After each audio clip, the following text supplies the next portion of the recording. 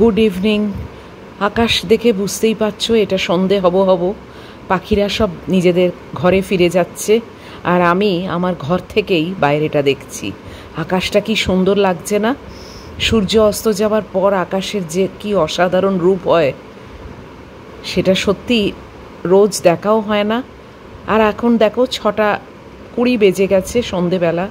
এই যে বাইরেটা অন্ধকার, ঘরের দরজাটা খুললাম, মহিলা আগেই বেরিয়ে গেল। দাঁড়াও, আলোটা জ্বালি। এই যে এখন কিন্তু আর সকাল নয়, সন্ধে হয়ে গেছে। আজকে সন্ধেবেলায় তোমাদের সামনে এলাম। বাইরেটা দেখো, বৃষ্টি ভেজা একটা সন্ধে। বৃষ্টি হয়েছে কোনো সময়, সেটা আমি ঠিক জানি না। নিচে আবার কত বড় একটা ল্যাডার পড়ে রয়েছে, কি জানি কি করেছে এরা।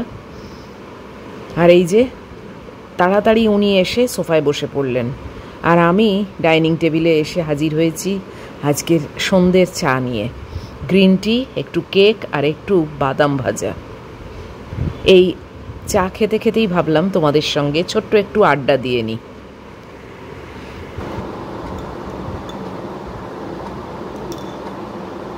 হে everyone, good evening, welcome to my channel. আমি মুন, আর আশা করব তোমরা সবাই ভালো আছো। আমিও মোটামুটি ভালোই আছি। আজকে হচ্ছে 8 জুলাই, আর এখন বাজে বিকেল 6:40, মানে সন্ধে 6:40। সকাল থেকে আজকে আর কোনো ভ্লগ করিনি, কেননা আমার এই মোবাইলটা না, মানে আমার ফোনটা যেটা দিয়ে আমি ভিডিও করি, এবং সব কিছুই আমার এই ফোনের ওপরেই নির্ভরশীল আমি। ব্যাটারিটা না ভীষণ স্লো চার্জ হচ্ছে, জানো তো, মানে চার্জ হচ্ছেই না। তো অনেকক্ষণ টাইম নিয়ে নিয়ে মানে 1% করে চার্জ এগোচ্ছে। তো খুব মুশকিলে পড়েছি আমি এই ফোনটা নিয়ে। এখন একটা না একটা ঝামেলা সেই লেগেই আছে, বলি না। তো এখন লেটেস্ট হচ্ছে আমার ফোন। তো সকাল থেকে আজকে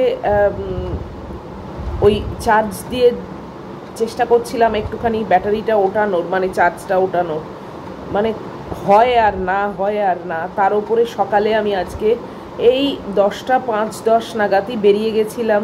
ওই 5খানা প্যাকেট আমার ডেলিভারি ছিল, সেইগুলোকে করেছি। তারপরে আমি গেছিলাম স্যামসাংয়ের যে শোরুম আছে আমাদের মেট্রোপলিস মলে, যেখান থেকেই আমার এই ফোনটা কেনা এবং কেবল কেনা হয়, মানে সব কিছু মোটামুটি আমার ফোনের ওখান থেকেই কেনা হয়। তো ওখানে গেছিলাম বলবার, মানে দেখানোর জন্যে আর কি, যে আমার ফোনটা কি হলো। আর আমি আমার অ্যাডাপ্টার এবং যে চার্জার আর কি সব কিছু নিয়ে গেছিলাম আর কি। তো ওরা দেখে বলল যে আপনার প্রচুর আপডেট পেন্ডিং রয়েছে, এই আপডেটগুলোকে সব আগে করুন, কেননা আপডেট যদি না করেন তাহলে ফোন অনেক স্লো হয়ে যায়, মানে চার্জ নিতে চায় না। তো এইগুলো করুন। আর অ্যাডাপ্টারের একটা মানে চার্জার যেটা, সেটার দাম হচ্ছে 1600 টাকা।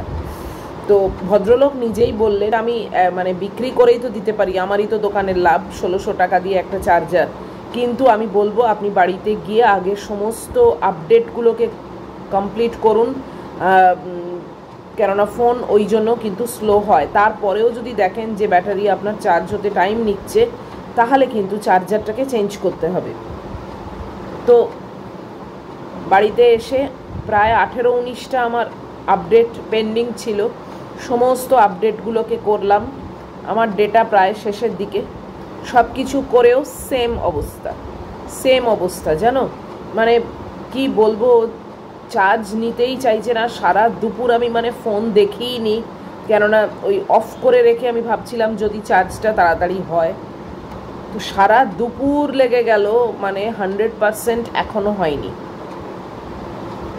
তো এই সন্ধেবেলা ভাবলাম তোমাদের সঙ্গে একটু কথা বলি এবং একটু আপডেট দিয়ে দিই, তা না হলে তো আর কালকে কোনো ভ্লগই যাবে না। আর শুধু শুধু আমি কাজ কামাই করতেও ভালোবাসি না, তোমাদের সঙ্গে একটু সারাদিনে যদি কথা না হয়, দেখা না হয়, এখন একটা অভ্যেসে দাঁড়িয়ে গেছে। তো তাই মনে হয় যেন কি একটা হয়নি। ঘুম, মানে সারা দুপুরটা ঘুমোলাম, কেননা দেখো ফোন তো দেখতে পাচ্ছি না, চার্জ কমে যাচ্ছে বলে। তা কি আর করি, ঘুমিয়েই পড়লাম। এসি চলছিল, ঠান্ডা ঠান্ডা, ঘুমিয়েই পড়লাম। তো ঘুম থেকে উঠে জাস্ট একটু ফ্রেশ হয়েছি, চুলটার অবস্থা খুবই খারাপ। একটু ফ্রেশ হয়ে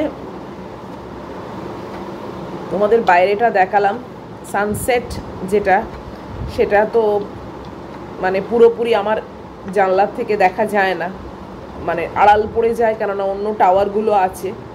তাও আকাশের যে একটা মানে আভা থাকে, সেটাই তোমাদের সঙ্গে শেয়ার করেছি। বেশ ভালো লাগলো দেখে, ভাবলাম তোমাদেরকেও একটু দেখাই। ম্যাগির মাংস বসিয়ে দিয়েছি ডিনারের। আর এই যে কালকে পাউরুটিওয়ালার কাছ থেকে বাদাম কিনেছিলাম, তোমাদের দেখিয়েছি বোধহয় বাদামের প্যাকেট, সেটা আজকে শুকনো খোলায় বিট নুন দিয়ে ভেজেছি, জানো, ভালোই লাগে খেতে। আগে ছোটবেলায় না, যখন খুব ছোট ছিলাম, খুবই ছোট, 1 নার্সারি, কেজি এরকম মনে আছে এখনো। আমার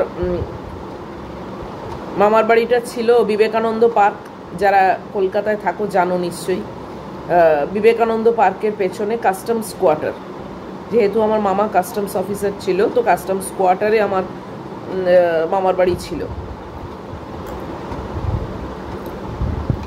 আমার দাদু দিদু ওখানেই থাকতো। তো ছোটবেলায় দাদুর সঙ্গে বেরোতাম, মানে যখনই মা আর কি গিয়ে বাপের বাড়ি থাকতো, দাদুর সঙ্গে বেরোতাম হাত ধরে, বিবেকানন্দ পার্কের ভেতর দিয়ে হেঁটে। ওখানে না সব বসে থাকতো চিনেবাদামওয়ালা, ওই খোলা সমেত যে চিনেবাদামগুলো এরম এরম হয়, সেই এরকম এরকম ঠোঁয়ায় পাওয়া যেত। হেব্বি লাগতো, হেব্বি লাগতো। ওপরে একটু বিট নুন দিয়ে দিত, ওই নিয়ে আসতো দাদু, মানে আমিও যেতাম আর কি সঙ্গে। ওই কিনে নিয়ে আসা হতো বিকেলবেলা, ওই টুকটুক করে ছাড়িয়ে ছাড়িয়ে দিত। তখন আমি খুবই ছোট, মানে ছাড়িয়ে দিত চিনেবাদাম, ভেতর থেকে বাদাম বেরোতো, আমি খেতাম, বেশ ভালো লাগতো।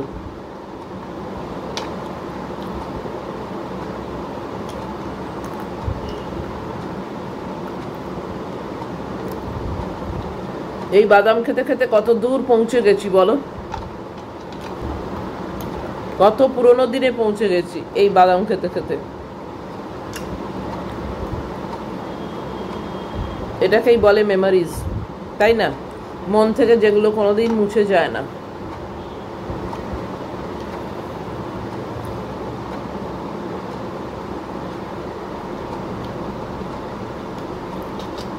আজকে ইটিং শো করিনি,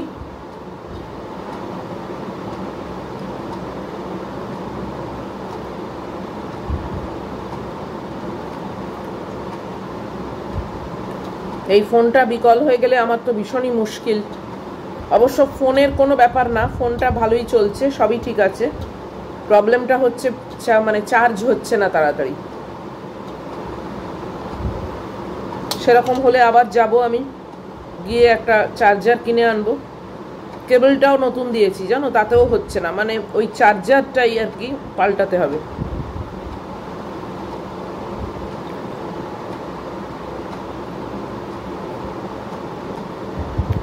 একটু গ্রিন টি করলাম, আর এই একটু কেক আছে। এটা কিন্তু আইসক্রিম কেক না, এমনি প্লেন কেক, মিয়ামোরের।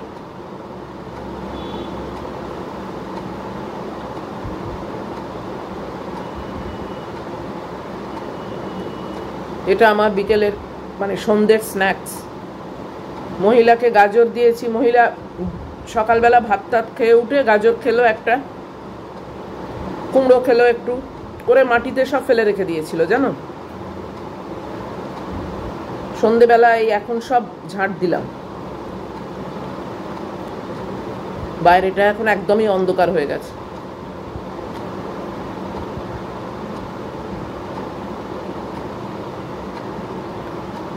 আজকে আর কিছু দেখানোর নেই, রাত্রি আমি কিছুই করি না, যে কারণে ইভিনিং ব্লগই করি না আমি, কেননা কিছু কাজকর্ম না করলে কি আর দেখাবো, তাই না? কিন্তু আজকে যেহেতু সকালে করিনি, তাই ভাবলাম যে কিছু মুহূর্ত তোমাদের সঙ্গে একটু কাটাই, একটু গল্প করি চা খেতে খেতে। আজকে ম্যাগি বেশ অনেকক্ষণই একা ছিল জানো, এখান থেকে গেছি হেঁটে, তারপরে রিক্সা ধরেছি, আর রিক্সা না অর্ডিনারি সাইকেল রিক্সা পেয়েছি। মোটরাইজড যে রিক্সাগুলো সেইগুলো পেলে না হু হু করে এগিয়ে যায়, আর সাইকেল তো সে কতই বা মানে প্যাডেল করে তাড়া করবে, তাই জন্যে সে টুকটুক টুকটুক টুকটুক করে সেই সাইকেল রিক্সা করে গেছি পোস্ট অফিস। তারপরে গিয়ে দেখি আমার সামনে লাইন, সে হয় আর না, কি টাকা পয়সা দিচ্ছে না মানি অর্ডার করছে না কি করছে বুঝতে পারলাম না, মানে প্রচুর টাইম লাগলো, আমি দাঁড়িয়েই আছি। তারপর অবশেষে আমার টার্ন এলো, তারপর আমার 5খানা প্যাকেট একটা একটা একটা একটা করে সেই অ্যাড্রেস লিখছে কম্পিউটারে, তার ওই প্রিন্ট বার করছে, অনেকটা টাইম লেগেছে। তারপর আবার সেই রিক্সায় বসেছিল, সেই রিক্সা করে টুক টুক টুক টুক টুক টুক করে এসেছি, এসে মেট্রোপলিস মলে গেছি, সেখানে গিয়ে আমার স্যামসাংয়ের দোকানেও বেশ খানিকটা টাইম কেটেছে।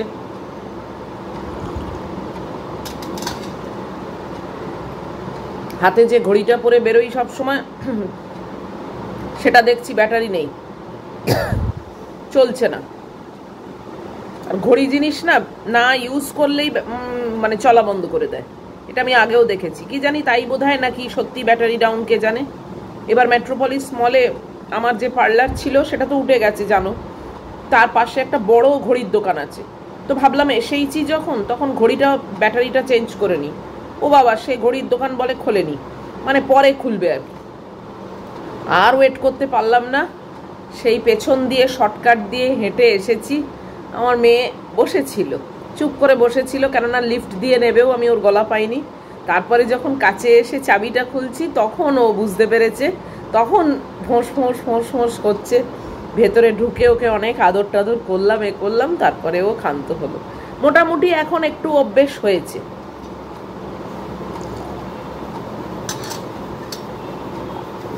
মানে এটুকু আমার মনে হয় বুঝতে পেরেছে মাম্মাম কোথাও বেরোচ্ছে মানে ফিরে আসবে। তবে বড্ড খারাপ লাগে ওকে রেখে যেতে, না বড্ড খারাপ লাগে। অবলা জীব, মনে হয় যে আহারে কতখানি ভয়ে ভয়ে থাকেও।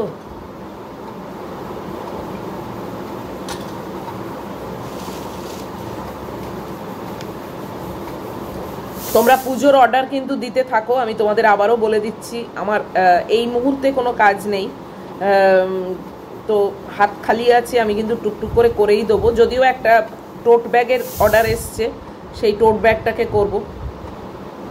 আর একটা কুর্তিরও কথা চলছে, দুটো শাড়িও আসার কথা, সবই কথা আছে, এখনও এসে কিছুই পৌঁছয়নি আমার কাছে।